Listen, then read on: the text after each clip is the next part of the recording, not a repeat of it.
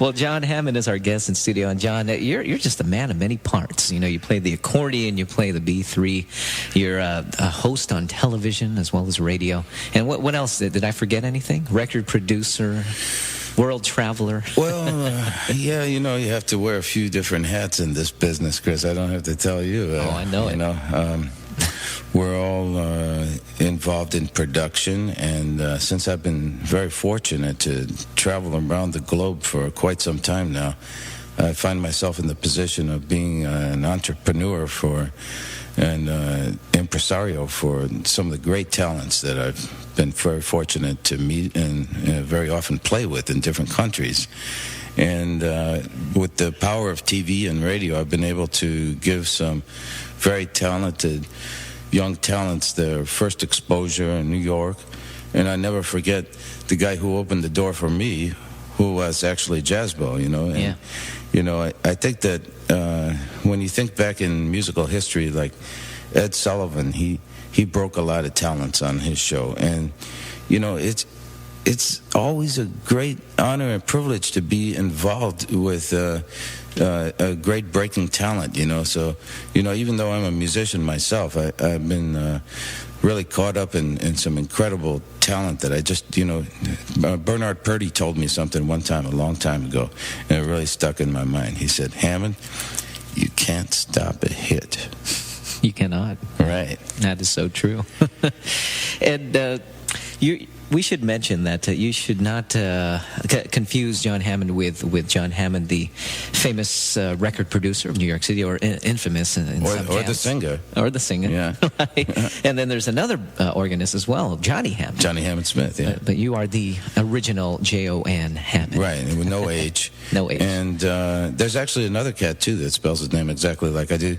Is a jazz radio broadcaster back in Connecticut, and so we've been in touch. And all the Jon Hammonds we've been keeping in touch. One is a real estate agent. There's another cat who's a BMW dealer. Right. And I have deals with both these cats. When I hit the big time, the real estate dealer is going to cut me a deal on a house, and the other one's going to give me a deal on a car. You know? Yeah, that's the way to do it. Yeah, and when I started the Jon Hammond Show TV show 21 years ago. Okay, let's go back a few years in the studio with Al Jazzbeaux Collins. Big Al. Yeah. Yeah, that sounds good. I like that. And I like especially when you play like 20 fingers together, you know. I like some of that Milt Buckner chording, you know. That's always nice. Well, just keep playing back there behind me, you know. We'll just leave it cracked open, but go half as slow as you went before. Let me hear the tempo.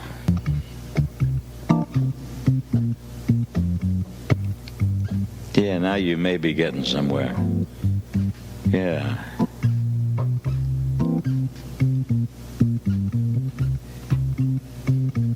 Once upon a time in the land of Ubladi, there lived a fine chick named Little Red Riding Hood. And one day Red's mother called her into the front room, and she said, "Honey, I got some bad news for you, and you're the first to know." "What's up?" said Red. "Well, it's your grandma," said her mother. "She's feeling kind of beat. Hangoversville, for all I know. Anyhow, I fixed up a real wild basket of ribs and a bottle of juice, and I'd like you to fall by her joint and lay the stuff on her."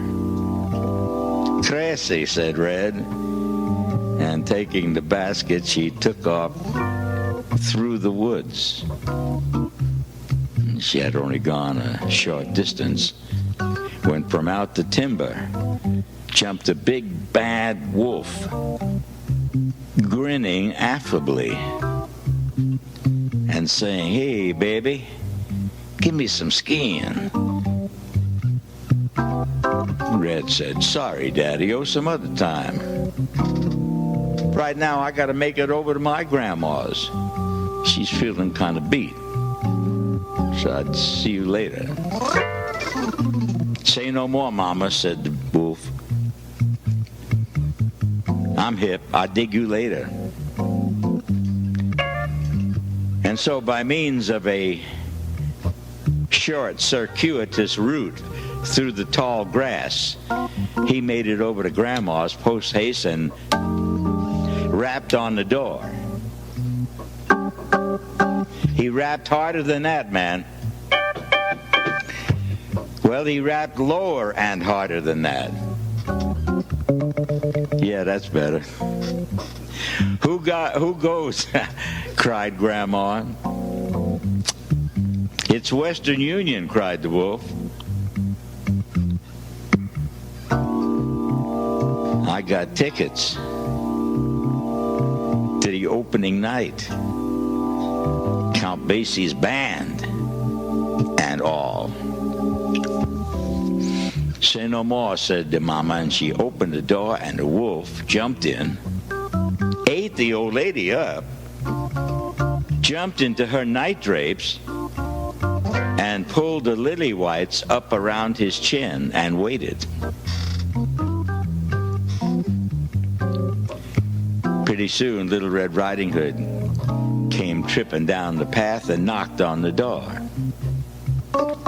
"Who grows?" cried the wolf. "Oh, it's me, Gram," said Red. "Mama heard you were feeling kind of low, and she's fixed up a little thing for you." "Well, fall in," said the wolf. Whereupon Red Riding Hood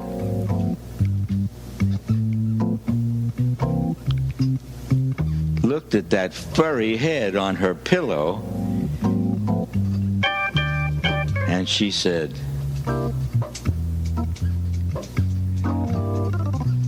"You know, you don't look like my grandma at all." And she says, "That's a big nose you got there." He said, "Yeah, it is a gasser." "And those ears," said Red. "Yeah, I know," said the wolf. "Let's just say somebody goofed." "And those teeth." She couldn't say teeth.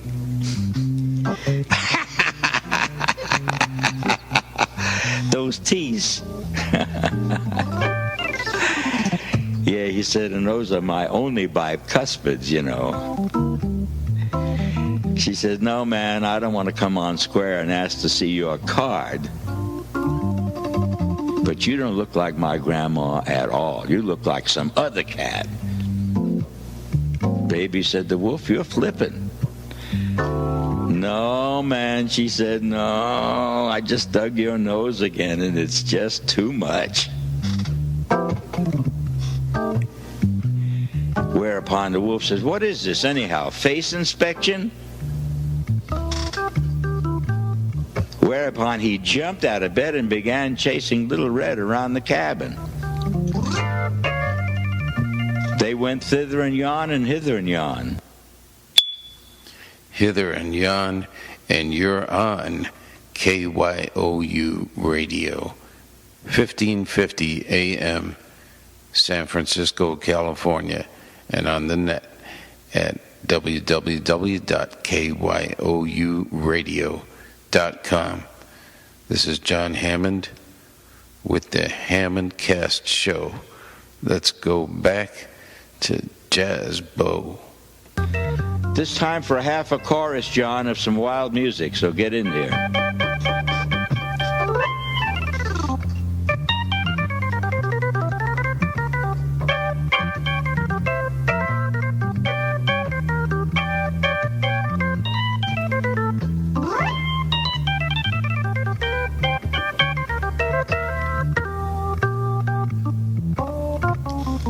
Yeah, little did the wolf realize that hunting season had opened that day. And a passing hunter heard Little Red's cry for help. So he bashed in the door and dispatched the wolf with one single shot. That was a good shot. Take your best shot, man. I usually have more fun with that, but that's all right. We're on our way to the end of the story. The end of the story is where Little Red looks up into the hunter's face, and she says to him, you know, your timing was like the end. And so it was.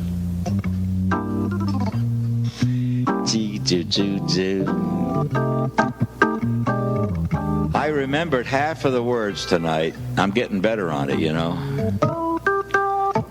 But I left out some of the best lines. I don't know how I'm going to get them in there. I'll have to do it again sometime. It's getting close to 10 o'clock here in the purpleness of the grotto. And we're down to the 6th purple nub on the calibrated candle indicating the time. And time down here we refer to more or less casually and roughly speaking, but it is in the vicinity of a couple of minutes before or after 10 o'clock. I would make a slight wager on that. It's nice to have Jon Hammond here playing organ behind me. It's nice to have that. It makes you feel comfortable. Yeah.